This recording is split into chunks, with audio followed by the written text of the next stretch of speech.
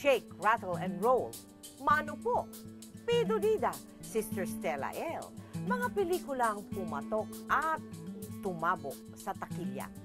Hindi man sila ang nasa harap ng kamera. Ang apelyido Monteverde ay tumatak na sa larangan ng showbiz. Samahan niyo po akong silipin ang bahay at alamin ang buhay na mag-inang Rosel at Mother Lily Monteverde. Dito sa Powerhouse.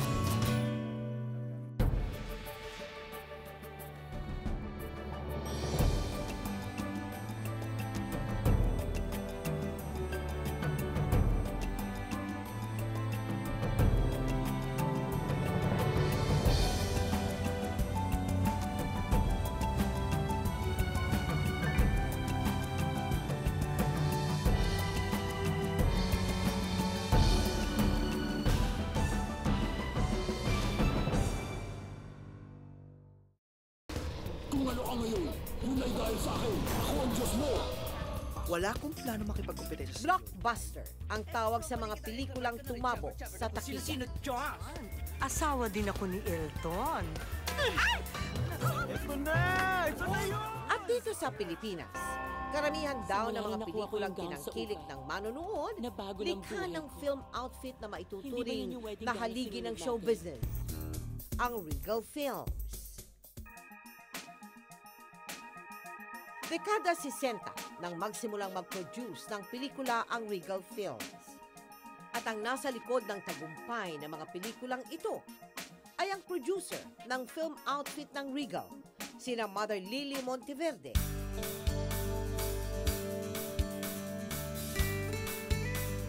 At ang anak nitong si Rosel Monteverde Teo. Si Mother Lily, ang Regal matriarch, ang siyang nagpursiging itayo at palaguin ang negosyong nag-ugat sa pagmamahal sa industriyang kinalakhan. At si Rosel, ang Regal heiress, ang siyang nagtutuloy ngayon nang sinimula ng kanyang butihing ina at naatasang magdala ng innovation sa film outfit. Sa bahay na ito nakatira ang pamilya Monteverde simula pa noong 1974. Mula sa isang simpleng bungalow.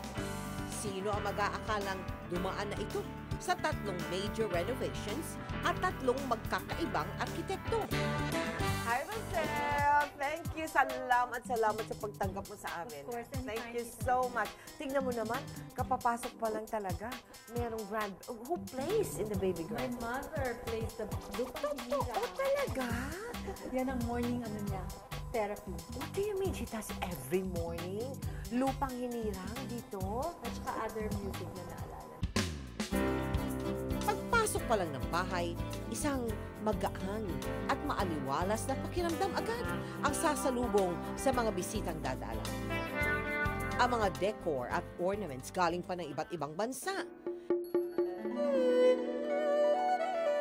Hindi maitatangging Asian ang tema ng tahanan ng mga Monteverde.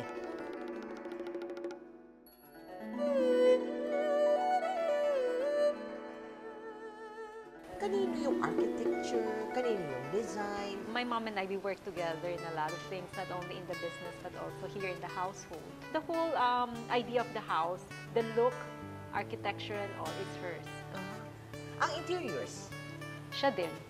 Siya din! Yes. Over the years na rin naman niya nakolak yun, kaya makikita mo, ang daming mga armoire dito. May mga pamahiin ba na incorporated into the house design and decoration? Wala naman kasi a lot of these are her collection eh. And but yung pamahiin na maybe she just wants it light feeling. When you go inside, you feel light.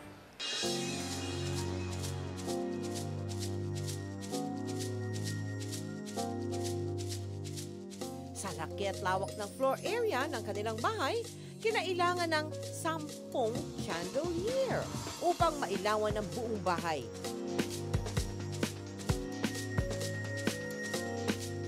Ang Monteverde House ay may 14 na kwarto o silid.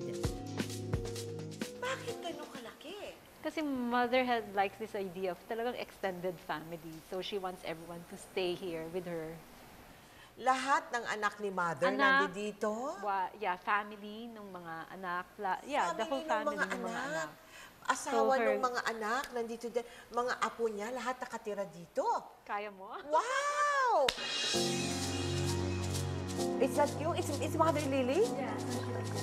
Oh, how old was she here? I think mga 30s. 30s? Tingnan mo, kamukha mo siya.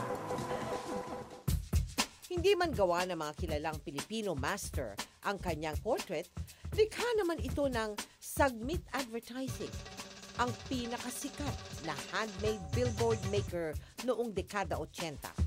O teka muna, I noticed, ang dami niyang mga Water feature. maliliit na mga fountains na ganito. Meron ba siyang ina-attach na ano dito, symbolism sa mga ano niya? Maybe it's the sound of water. The sound of water. It's soothing. Sa front meron, sa back meron, sa loob ng bahay meron. Fantastic. And I imagine that the house follows the feng shui principles. Some. Some, katulad ng ano.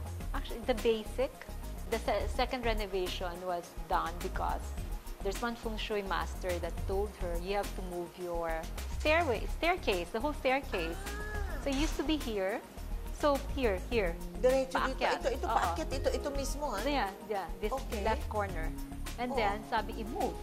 So, ang laking trabaho nun, di ba? So, she just decided to renovate. Yan ba yung sinasabi mo sa akin? Very expensive na jade ring. Magkano isa?